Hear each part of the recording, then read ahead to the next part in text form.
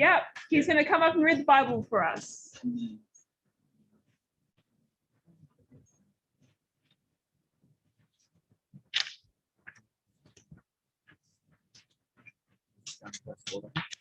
I think it's just to 11, I think. Oh, but we'll go to 14. All right. Hey guys, I'm Tim. We're just going to read John chapter 18, verse 1 to 14.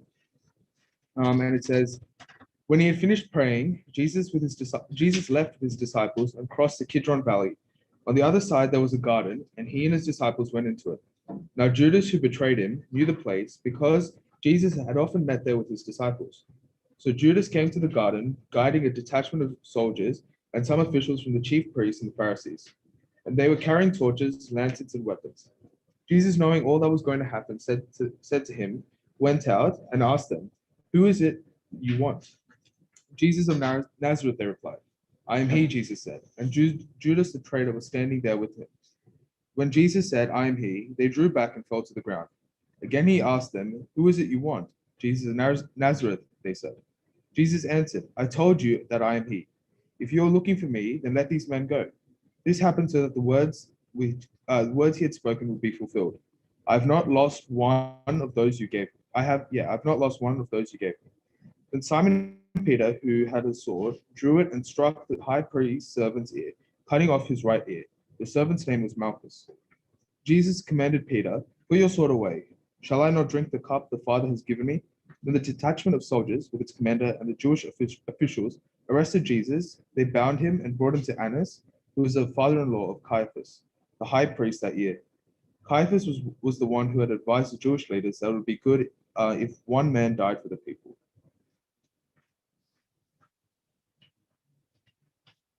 Is there any way of turning that annoying noise off? Oh, okay. Pray for my tolerance. Now, friends, apologies. Never started talking with an apology, they say. Bad luck. Here it comes. And I'm not apologizing for myself. Actually, I might do that too.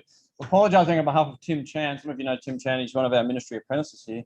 He was going to give this talk. He was all excited about giving his talk, and I was excited for him. But then his house burnt down.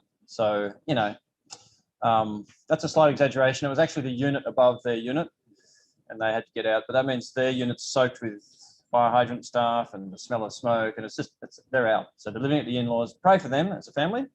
Tim, his wife Susan, their bubs, because it's kind of frustrating and annoying. So you got me instead. Sorry, there's my apology. And I haven't had as much time as I would have liked to have got into John 18 and 19, and I didn't know what part of John 18 and 19 to give you, so I gave you the whole lot, and I hope your eyes can focus on the actual details there. Should have handed out microscopes or magnifying glasses to help. Obviously, it's a big section, and there's a reason why it's a big section. It's actually important. So what would you say chapter 18 and 19 is about? Just glance over a few words and sentences and just shout out what do you think it's about? What's the basic topic, the basic thing that's happening? Trial. It's about his trial. Okay, that'll do. It's arrest, trial, crucifixion, death. So it's the whole package in 2 chapters. But here's the thing. John is a big book, right? 21 chapters. It's one of the 4 biographies we have of Jesus, written by or on the basis of eyewitness accounts. John's a little bit different to Matthew, Mark, and Luke, but in a good way, like complementary. But here's the thing, right? This is the same across all the Gospels. John chapters 1 through 12 covers 3 years of Jesus' life. 3 years summed up in 12 chapters. John chapter 13 through 21, what's that in maths? How many chapters? 8, that'll do. So almost half of John, give or take, probably take, covers 24 hours. 12 chapters covers 3 years. 8 chapters covers 1 day. What does that tell you about that 1 day? Talk to me. Talk to me. Important. It's important. Because when you watch a movie or when you read a book and things slow down, then you are drawn into notice the details.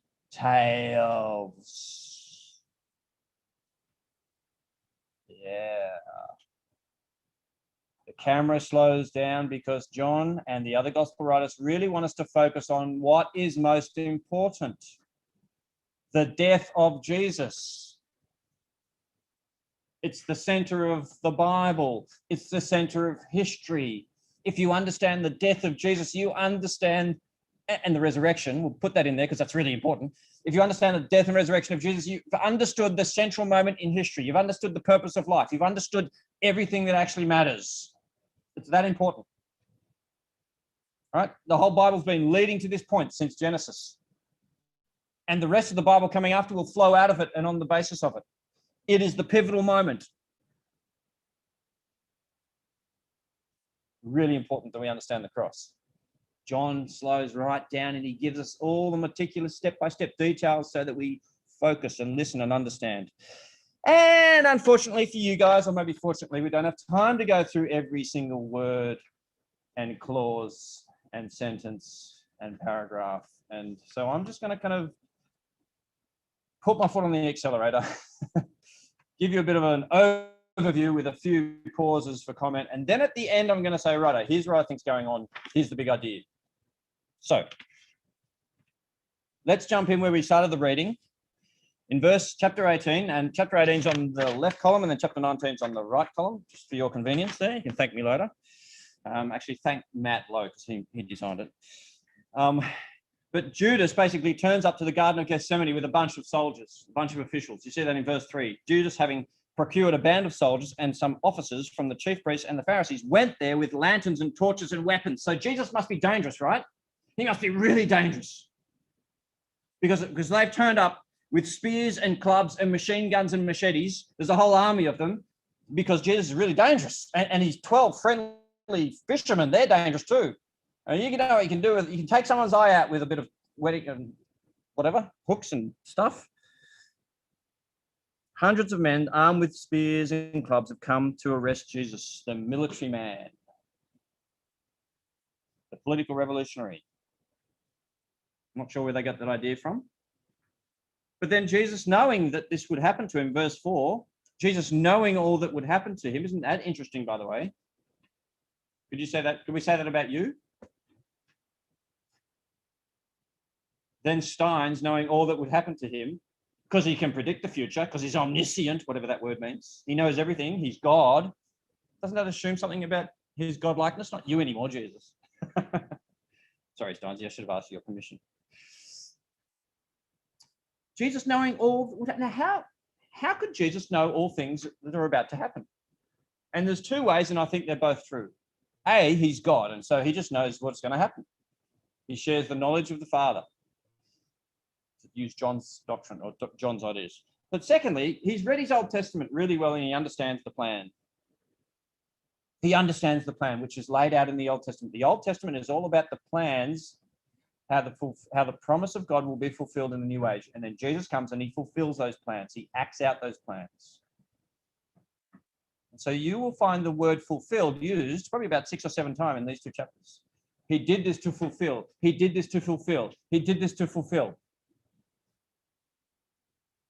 Which meant and means everything that happens in John 18 and 19 is part of God's plan, which means God's in control, which means Jesus is in control, which means this is not some accident, some sort of historical calamity, random thing that just happened and it's tragic. It is tragic, but it's not random. It's actually been planned ahead of time. As Acts chapters 2 and chapter 4 say, that doesn't mean the people who did it are innocent. No, they acted in their own wills, according to their own desires, to kill the guy. But God is so sovereignly superintendent of reality, he can use that to fulfill his plans to save the world through a guy who dies and rises again. So he knows everything is going to happen to him, and so he steps forward and says to them, whom do you seek? And in verse 5, they say, Jesus of Nazareth. Jesus says, I am he. Judas, who betrayed him, was standing there with them. Obviously, he's tipped them off. Yeah, that's the guy. When Jesus said to them, I am he, they drew back and fell to the ground. What's weird about that?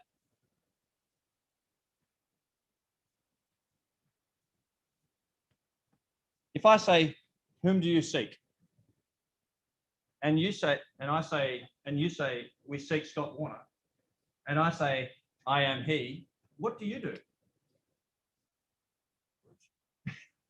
You say, okay. You don't fall back on the ground. Dramatic effects thrown in. Because, I mean, what would that assume about me? If you said, we're looking for Scott Warner, and I said, I am he, and you actually fell physically back, all of you, onto the ground, what would you think about me? Something special about me. That's a polite way of putting it. Something really special about Scotty. He's a special kind of guy. Don't go near him. You know what literally is in the original language in verse 5 when Jesus says, I am he? I am. And what's that? Anyone know?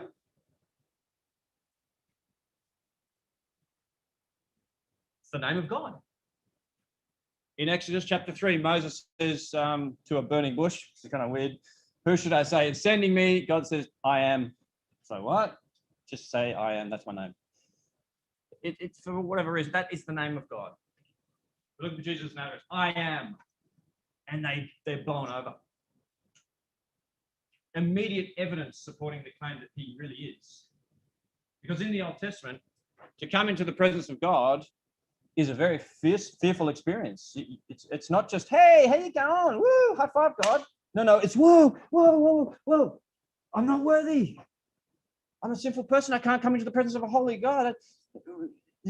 And so he's having one of these, or they're having one of these experiences, like in the Old Testament. There's a number of them. Isaiah 6, for example. They're coming into the presence of God. He's saying, I am God. Boom, they're blown over. It's amazing, right? Because they're just about to try this guy and crucify this guy. And he's giving them more evidence of who it is that they are about to crucify. Whoa. So they asked him again. They get back on their feet. Or he asked them again, whom do you seek? Verse 7, they said, Jesus of Nazareth. This time he doesn't say, I am, because he's already shown them once. That's enough. Jesus said, I told you that I am he. So if you seek me, let these men go. This was to fulfill. There it is again. This time his word, not an Old Testament word, but his word. And you go back in chapter 6, you'll find it. All right. Of these whom you have given me, I have lost no one. So there he is saying, stepping forward at the arrest scene to protect his own disciples. He's putting himself in harm's way. He doesn't run away and hide and say, hey, men, fight for me, protect me. I'm the king. Come on. No, he's laying down his life for them. Get used to that theme, guys. It's important. Well, when Peter, we love Peter. We love all the disciples because they're comic relief and they're us and what we would have done. When Peter saw this small army approaching him, his military instincts kick in. He's just going, oh, this must be the beginning of the revolution. Let's go, charge. And he takes a swing. Verse 10. Then Simon Peter, having a sword, drew it and struck the high priest's servant and cut off his right ear. The servant's name was Malchus. Now, my opinion is Peter missed. Yeah, no, he didn't miss. He hit his ear. No. He was probably going for his head. He wanted to take his head off. But in that rush of blood moment, he didn't know what he was doing. He said, ah! And he took the guy's right ear off. And we're told his name. That's a strange one. Who cares what his name is? Well, you might. Here's one of the little historical credible things about the Gospels. They give us little incidental details that you could have tested back in the first century. We now know the name of this person who allegedly had his ear cut off and Jesus later healed it. Let's go and find out if that's true, because we know his name now. And we know that he was the servant of the high priest, knocking on doors, doing your research. Where's Malchus, son of Malchus, father of Malchus, high priest, servant? Did you hear about this guy and his ear? No, he never existed. It's all been made up, like the rest of the Gospels. No. You don't put that detail in unless it's true, because it can be corroborated. It can be checked up on. It's just one of those little historical, incidental, supportive details. Apart from that, don't worry about Malchus. He's a good guy. So, verse 11, Jesus said to Peter, put your sword in its sheath. Shall I not drink the cup that the Father has given me? Stop fighting, Peter. Shall I not drink the cup? You go, what's the cup? What's the cup that Peter's trying to stop Jesus from drinking? Well, we will find out soon. It's the cross. It's the experience he has when he dies on the cross. He drinks a cup, not a literal cup, but a metaphoric cup. We'll come back to the cup. So the soldiers then take Jesus to face the Jewish authorities first, and then they take him secondly to face the Roman authorities. They both just make a farce of justice. He faces Annas and Caiaphas, who both had played the high priest. Caiaphas was the current high priest, but Annas is kind of viewed as still a high priest, just because he was like the big daddy high priest back in the day before Caiaphas stepped up.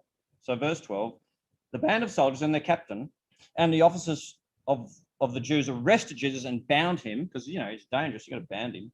Even though he can blow you over with a simple word, better bound his hands. First, they led him to Annas, because he was the father-in-law of Caiaphas, who was the high priest that year. They were all related to each other. It was Caiaphas, remember? And we get an allusion back to chapter 11, verse 50. It's a really important allusion. We'll come back to it later. It was Caiaphas who had advised the Jews that it would be expedient that one man should die for the people. Okay? Interesting. One man dying for the many. What's going on with that idea? Stay tuned. Meanwhile, John starts doing this kind of inside-outside thing, where he comes inside to the trial room, then he goes outside to see what's happening outside the trial room, and you get this interplay between inside, outside, inside out. I don't quite know what to do with this inside, outside thing, but it's definitely there in the structure. So that's your take home and work out what it means. Reflection exercise. There you go. It's not homework, because we don't like homework. It's an opportunity. That's what it is. Opportunity for growth. I don't have homework. I have an opportunity for growth. Boom. That's it. Anyway, we get the denials of Jesus next. This is outside, obviously. Verse 17, the first one. Verse 17, the servant girl at the door said to Peter, hey, you also are not one of this man's disciples, are you? He said, I am not. Strike one. Jesus predicted in chapter 13 that Peter would deny him 3 times. That's a really important scene back in chapter 13. It's alluded to here, and we'll come back to it in a moment. Peter starts denying Jesus. 1 down, 2 to go. Then we go back on the inside, back to the Jewish trial. Verse 19, the high priest then questioned Jesus about his disciples and his teaching. Jesus answered him, look, I've spoken openly to the world. I've always taught in synagogues and in the temple where all Jews come together. I've said nothing in secret. Why do you ask me? Ask those who have heard me what I said. They know what I said. He's just saying, guys, you don't need to question me. The whole world, you know, because you were there too. Everyone knows what I've been claiming about myself. It's obvious. It's public. I've got nothing to hide. But they don't like this back chat. It kind of indicates that they are ignorant. And so the second moment of violence comes in verse 22. One of the officers standing by struck Jesus with his hand, saying, is that how you answer the high priest? Jesus says to him in verse 23, if what I said is wrong, bear witness about the wrong. But if what I said is right, why did you strike me? In other words, you got no evidence. I'm innocent. I'm telling the truth. Instead of resorting to violence, why don't you actually show me the evidence? Yeah, that's right, because you don't have any. Again and again throughout these narratives, again, this is one of the main themes, is the innocence of Jesus. He is innocent. And you'll see that with Pilate. Pilate can't find any dirt on him. And the Jews can't find any dirt on him that sticks either. Anyway, then we go outside. Again, back to Peter, where he denies Jesus the second and third time. He was standing in verse 25 next to a fire, warming himself. They said to him, you also are one of his disciples, are you? Sorry, and not one of his disciples, are you? He denied it and said, I'm not. Strike 2. Then one of the servants of the high priest, a relative of the man whose ear, see, they're all related, an ear Peter had cut off, asked, did I not see you in the garden with him? He's like, I remember you. You're the dude who tried to take my cousin's head off and you missed and got his ear. I remember you. Peter said, no, it wasn't me. Don't know what you're talking about. Verse 27, the rooster crows. Devastating for Peter. He realizes. Now listen to this. Jesus predicted that Peter would deny him 3 times, back in chapter 13. The context for that is Peter saying first to Jesus, Jesus, I will lay down my life for you. Jesus, I will die for you. Chapter 13, verse 37.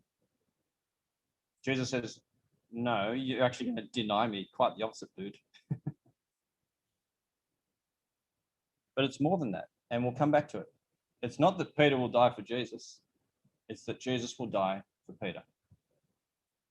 One dying in the place of another. Are you hearing some repetition of theme? If you're missing it, I'll point it out later, don't worry.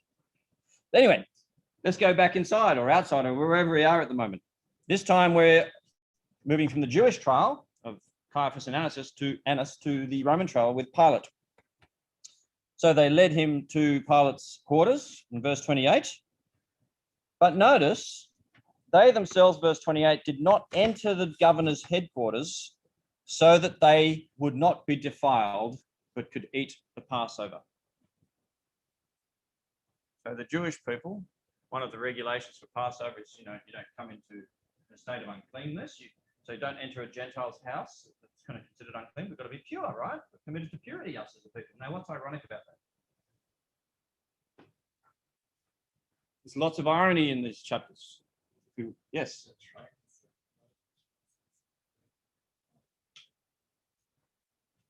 That's it. They're so concerned about their moral and spiritual purity, aren't they? That they won't go into the governor's headquarters on the Passover. And they're about to commit the most hateful crime against the most innocent person in history. They ain't pure when it matters or where it matters. They might be pure on the outside ceremonially, but their hearts are filthy. Clean on the outside, disgusting on the inside. Hypocrisy. Pretending to be holier than you are. So anyway, they're delivered over to Pilate. Pilate goes outside to greet them and he says, verse 29, what accusation do you bring against this bloke? They answered him, if this man were not doing evil, we would not have delivered him over to you. I love that. They have no accusation and they have no evidence to support that accusation. They just say, trust us, Pilate. Would we waste your time? Come on. But Pilate doesn't really care for their agenda. He's not a huge lover of the Jewish community. So verse 31, Pilate said to them, take him yourselves and judge him by your own law. The Jews said, it's not lawful for us to put anyone to death. This was to fulfill the word that Jesus had spoken to show what kind of death he was going to die. You see, the Jews didn't have any authorization to put someone to death. They needed Roman authorization. They needed Roman permission to crucify someone, which is what it means when it says this was to fulfill what Jesus indicated about the kind of death he was going to die. He was going to be crucified. You go, where does Jesus indicate he's going to be crucified in John's Gospel? I can see it in Luke and Mark, the predictions of being crucified, but it doesn't say it in the... Well, actually, you've got to read carefully, don't you? Remember all the times, if you have remembered, when Jesus talked about being lifted up. The Son of Man will be lifted up. Right? That's talking about, initially at least, being lifted up on the cross. Fulfilling the plan to die on the cross. They need to get permission from Pilate to have him crucified.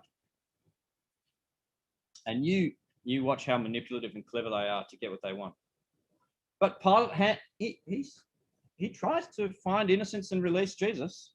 He tries his best in one sense. From verse 33 through 38, we could do a whole talk on that alone, so I'm going to skip over it, but that's a brilliant little section on, are you a king? What kind of king are you? And Jesus says, well, yeah, I'm a king, but my kingdom is not of this world. And it's an interesting little section there, but we'll skip over it. And we go to the outside again in verse 38. After he had said this, he went back outside to the Jews and said, I find no guilt in him. He's got delusions of grandeur. The poor guy thinks he's some kind of crazy king, but look at him. Come on. He's harmless. You're going to kill this guy, are you? Now, see, he offers him a way out. He gives them an option. In verse 39, he says, you have a custom that I should release one man for you at the Passover. So do you want me to release to you the king of the Jews? And they cried out again, not this man, but Barabbas. And we're told that Barabbas was a robber. So Pilate tries to do Jesus a favor by offering the Jews a proven guilty criminal instead. We go, well, crucify Barabbas. He deserves it. And they say, no, we want you to release Barabbas. So the innocent is punished instead of the guilty one. There it is again, that weird theme of one dying for another or something like that. So Pilate has not succeeded in trying to release Jesus, even though he thinks he's innocent. He offered them Barabbas. No, okay. They still want Jesus' blood. So he thinks, oh, I know what I'll do. I'll give them a little bit of Jesus' blood, and that should satisfy their bloodlust. And then I'll leave the guy alone. So in chapter 19, verse 1, Pilate took Jesus and flogged him. And the soldiers twisted together the crown of thorns, put it on his head, and arrayed him in a purple robe. And they came up to him and they mocked him. Hail, King of the Jews! And they struck him with their hands. They mocked Jesus as a pretend king or a king, what a pathetic king he is, and they beat him up. And Pilate comes out again in verse 4 and he says, see, I'm bringing him out to you that you may know that I find no guilt in him. He's innocent, guys. Jesus came out wearing the crown of thorns and the purple robe, and Pilate said to them, behold the man. Behold the man, not the I am God. No. And not a king. A pretend king, maybe. A pathetic mockery of a king. But he's just a man. Behold the man. He's just a harmless, useless, man with delusions. He's not innocent of anything deserving death. Just let him go. But they want him crucified. Verse 7, we have a law, and according to that law, he ought to die because he made himself to be the Son of God. And when Pilate heard this statement, he was even more afraid. He's afraid of the crowd, I take it. So they just won't give up. And at the end of the day, he's a people pleaser. So he goes back in one more time. He says to Jesus in verse 9, where are you from? Jesus didn't answer. Verse 10, Pilate said to him, won't you speak to me? Don't you know that I have the authority to release you or to crucify you? Do you know who you're talking to, Jesus? I have the power to set you free or condemn you. Speak. Jesus said, actually, verse 11, you would have no authority over me unless it had been given to you from above. God gave you the authority to release or condemn me. It's not inherent to your office. And then he said, therefore, he who delivered me over to you has the greater sin. See, it's not just Pilate and the Romans and any government that God has delegated authority to rule, and they will be held accountable to how they rule to God. It's not just them, it's to the Jews that he gave authority to reflect God's will, and so to receive the king when he came, the Messiah, Jesus. But they, the Jews, the ones who delivered him over, have done a greater thing, a greater sin, if you like, because they have failed their responsibility in the most extreme way. They've denied God's will. They want to kill they want to kill Jesus. And so Pilate is now going to try even harder to release him, but the Jewish leaders have saved their trump card until the last minute. Here it is. This is how clever and manipulative and hypocritical as well they're willing to be. Verse 12. From then on, Pilate sought to release him, but the Jews cried out, if you release this man, you are not Caesar's friend. Everyone who makes himself a king opposes Caesar. It's like, dude, What's Caesar going to think of you, Pilate, when he hears that there was a rival king that you set free? Are you a friend of Caesar or not? Release Jesus, that shows you're an enemy of Caesar. You should want to get rid of any rival king, any claim to rival kingship. Caesar is king alone. So when Pilate heard these words in verse 13, he brought Jesus out and sat down on the judgment seat at a place called the Stone Pavement, in the Aramaic Gabbatha. He said to the Jews, "Behold your king." He's still trying to buy time for Jesus, I reckon, here. They cried out, away with him, crucify him." Pilate said, "Shall I crucify your king?" It's like, one more question, one more opportunity to change your minds. The chief priest answered, "We have no king but Caesar." Woo! You don't say that as a Jewish high priest. That's called treachery. You have just abandoned the Jewish nation, the Jewish vision of life, the Jewish heritage. You hate the Romans. They're lying through their teeth. We have no king but Caesar. They are betraying their national heritage. They are committing treason in order to manipulate the situation. They're pretending to be on the side of the Roman government, and they're kind of challenging Pilate. They're saying, we have more allegiance to Caesar than you. You're even willing to release this rival king. So that just crushes him. In verse 16, so he delivered him over to be crucified. Now, we won't have time to go into the rest of the detail, but notice at the point where Jesus dies, and again, there's a lot of fulfillment language in the death scene. There's a lot of Old Testament quotes and allusions, because this is all part of the plan of God set down in the Old Testament. The important bit really is, well, it's all important, but verse 30, when Jesus had received the sour wine, he said, "It is finished," and he bowed his head and gave up his spirit. That's the point of death. He says, "It is finished." One of the greatest things Jesus ever says. Because what he's saying is, in context of John, is, I have finished the work that the Father sent me to do. To do everything required to bring forgiveness and life to people. It's finished. Now, that is actually something you need to keep in your back pocket. Actually, no. Stick it in your heart. Because we, by nature, and our friends and our family by nature, we are into self-justification. We think that we can add to our religious, spiritual performance CV by our own works, don't we? Jesus says you can't do anything to get right with God. In fact, it's finished. Done. Some people say, and it's kind of true, the difference between Christianity and religion is the difference between done and do. Christianity, it's all been done, finished. Religion or humanism, you do. You establish your righteousness and then say, look how good I am. If there's a God, he'll accept me because I'm a good person. Jesus says, no, it's finished. You can't do anything. You can't add anything to it. Don't. Just celebrate what I have done for you. Trust in my work, my finished work, rather than your own work. Now, here's the question. Why did Jesus die? And I've tried to highlight on the way through what I think the answer is. There's lots we could say about this, but at heart, it is this. Jesus' death is presented as a substitution. Write that word down. It's important.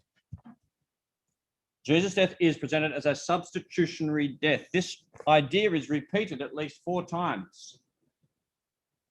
And let me just quickly review the evidence for you. In first piece of evidence, in chapter 18, verse 8, remember when Jesus said, "Take me instead of them," when they came to arrest all of them. He said, "Take me instead of them. Punish me instead of them." There's the idea of substitution. Jesus instead of the others. The second piece of evidence is in 18, verse 14. 18, verse 14, where Caiaphas, which this incident actually happened back in chapter 11, verse 50, Caiaphas talked about how one man must die instead of the nation. There it is again, one instead of the many. One will die instead of the many, in the place of the many, on behalf of the many, as a substitute for them. Yeah? The third piece of evidence is chapter 18, verse 27. Chapter 18, verse 27, where the rooster crows, and you go, well, what's the rooster crowing? Has got nothing to do with substitutionary atonement. What are you talking about, Warner? Your head's full of marbles and other weird things. Well, yes, my head is full of those things, but it's still true, because if you read the original context about the rooster crowing, remember what happens there. In chapter 13, verse 37, Peter says, "I will die for you." Jesus says, actually, you won't die for me. You will deny me. And so when we hear the rooster crowing, it reminds us that Peter won't do something that Jesus will do. Right? Peter won't do something that Jesus will do. Lay down his life for his friends. No, it's not Peter who will lay down his life for Jesus. It's Jesus who'll lay down his life for Peter. It's Jesus instead of Peter. Substitution. And the fourth piece of evidence is Barabbas. All right. And if you read around the Barabbas incident, it's pretty clear that there's no guilt in Jesus, and we've got this guilty criminal, and it's the guilty who goes free. All right. The innocent is condemned in the place of, as a substitute for, the guilty. So this is what we can say. Jesus dies instead of us. That's why he died. Instead of us. Now, this is important because, there's some New Testament scholars out there who'll say, oh, Paul invented this idea of substitution. Not Jesus. It's not in the Gospels. You can't find it in the Gospels. It's like, just read the text carefully, dudes. It's in all the Gospels, in fact. But there's more evidence. Secondly, there's the cup. So the first thing is that it's substitutionary. And the second thing, we've got to make sense of the cup. Jesus said in verse 11, put your sword down, Peter. Shall I not drink the cup that the Father's given me? What's the cup? In the Old Testament, to drink the cup given to you by God is to drink his judgment, is to receive his anger against wickedness and evil. Isaiah 51:17, Jeremiah 25:15 onwards. The cup of wrath will be taken out of the hands of deserving sinners, you and me, and drunk by Jesus.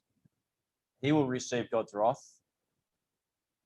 instead of us. John is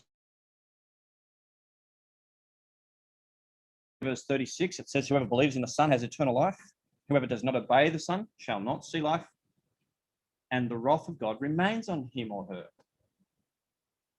The wrath of God remains on people who don't trust. But if you do trust, the wrath of God can be removed. It's drunk by Jesus. He takes it in his death. Jesus talks about being lifted up like a serpent, like when Moses lifted up the serpent in the wilderness. And if you looked towards the serpent, then you stopped dying. That's a weird allusion to Numbers 21. Jesus is saying, you got to look to the lifted up one. Look to the one on the cross. Trust in him, and you will be spared from God's wrath because he'll take it away from you. Okay? So, we can say this, that Jesus dies not just instead of us, Jesus dies instead of us to take God's wrath away. Jesus dies instead of us to take God's wrath away. And then we can add a third thing to this picture. It's the idea of the Passover, which is mentioned 3 times in this section, 1828, 1839, 1914. And that reminds us of John the Baptist, right at the beginning of John, saying, look, the Lamb of God who takes away the sin of the world. See, in the Passover, what you did is you killed a lamb and you wiped the blood of the lamb on the doorframe. And when God's judgment came through Egypt, if he saw the blood on the door, he passed over you and you were safe. The lamb died instead of you. All right. The lamb protected us from God's wrath. So we can say this now. We can add to our little statement. Jesus dies instead of us as the sacrificial lamb to take God's wrath away. Jesus dies instead of us as the sacrificial lamb to take God's wrath away. So therefore, we can see the glory of God. See, when people look at the death of Jesus, I mean, if you said, I want to show you where God's glory is most magnificently displayed, you wouldn't point to a dying, emaciated dude with blood pouring down his face on a Roman cross. Yeah, that's not glorious. That's inglorious. Look again. Look in context. according to John's theology of glory, this is the glory of God, showing off, shining its brightest. Why? Because the glory of God is God's goodness. Okay, so John borrows from Exodus 34, which you've got to go and read later. In Exodus 34, Moses says, show me your glory, and God passes by, and his glory is his character. He announces his character to Moses. Exodus 34, verse 6, he says, the Lord, the compassionate and gracious God, slow to anger, abounding in love and faithfulness, maintaining love to thousands, forgiving wickedness and sin. That's God's glory, his character. He's loving, humble, compassionate, just, merciful nature. Where does God express these qualities the most? At their most extreme moment. It's at the cross, right? Isn't it? That's why Jesus says in John 12:23, the hour, referring to his death, the hour has come for the Son of Man to be glorified. You're about to see me gloriously killed, if you like. It's the love of God, friends. That's where you see his mercy for you, his love for you, his service of you, his compassion for you, his justice. He does punish sin in Jesus. It's all at the cross. All of that combined is the glory of God shining out. But you won't see it if you just see a dead guy on a cross. You've got to see what's contributing to that context, the story, God. So what do we do with all this, friends? Well, we know what we do. We've been reading John. We believe. We personally entrust ourselves to this one who has finished it for us instead of us, because he loves us. Chapter 19, verse 35 says it. Chapter 19, verse 35. He who saw it, this is John talking about himself, has borne witness. His testimony is true, and he knows that he's telling the truth so that you may believe in Jesus, so that you may trust in the King's rescue. Trust in him to take your place for you. Trust that he loves you and he's good and he's glorious. And what he does is sufficient to make you friends with God forever. Now, we know that sacrifice like this is a beautiful thing. Yesterday, I finished by telling a few true stories, and there's thousands of these stories around. I was going to say millions, but they might not be. So I heard a story once of this couple who just got married. They went on their honeymoon up near Byron Bay somewhere, and they went scuba diving off at one of the reefs. And as they were paddling back to the boat, he got into the boat first, and she was coming back, and he noticed a shark fin behind her. And as she was about to get to the edge of the boat, he was sort of screaming out, but she couldn't hear him because she was sort of underwater. At the last minute, as the shark was kind of about to get her, he dives off the boat in between her and the path of the oncoming shark, and the shark killed him. Whew. It's full on. I get that. It's a full on image, but I'll never forget the quote in the paper. It literally read this. She said, after she was reflecting on it, obviously still in a grief state, she said this: he loved me so much that he died for me. For me. Instead of me. On my behalf. As a substitute. Now, he loved his wife and new wife, and it's tragic. But God's love for us is even bigger, because it was Romans 5:8. What does it say? While we were still enemies, not lovable people doing lots of good things. While we were still saying, get stuffed, God. That's when he jumped over and took judgment for us in Jesus. Substitution proves his love, you see. You wouldn't do that if you didn't love someone. He loves us that much.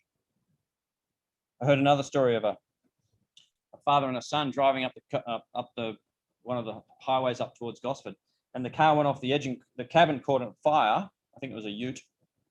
And by the time the fire brigade had got there to help put out the flames, Dad was dead. But the son was alive. He was only like 5 years old or something, because what Dad had done is he'd wrapped himself around his son in the flames. And I think it was some blanket or something as well. And he had sheltered his son from the flames. You go, wow. I love the love of the father for the son, yeah? But God's love's bigger than that, because we weren't just this beautiful son who we were this enemy saying, get stuff, God. He swallowed us up and protected. Jesus took us in and protected us from the wrath of God, took it for us. He substituted himself. That is proof of love. God demonstrates his love for us in this, while we're still enemies, Christ died for us instead of us as a substitute for us. So don't disrespect the doctrine of substitution. It's true and beautiful, and it shines the glory of God brighter than anything if you kind of understand it in its context. So you can afford to trust him, friends, because he loves you and he's proven it. And if you've done that, then you celebrate that love, don't you? You celebrate. You say, he died for me. I will live for him.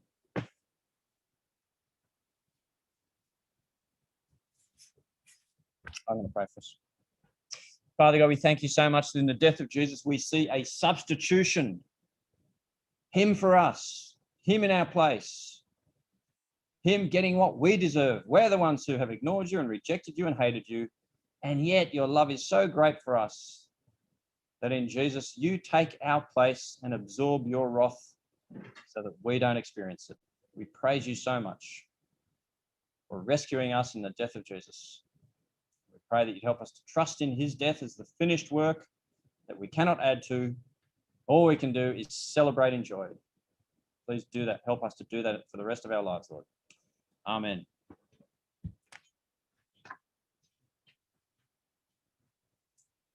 Yeah, thanks for that, Scott. What a great reminder of, that Jesus dies instead of us as a sacrificial lamb to take God's wrath away. I think that, it's really, really amazing. So that's the end of public forum today. You can hang around. We'll have some chill and chats. But apart from that, you are free to go. Thank you for coming.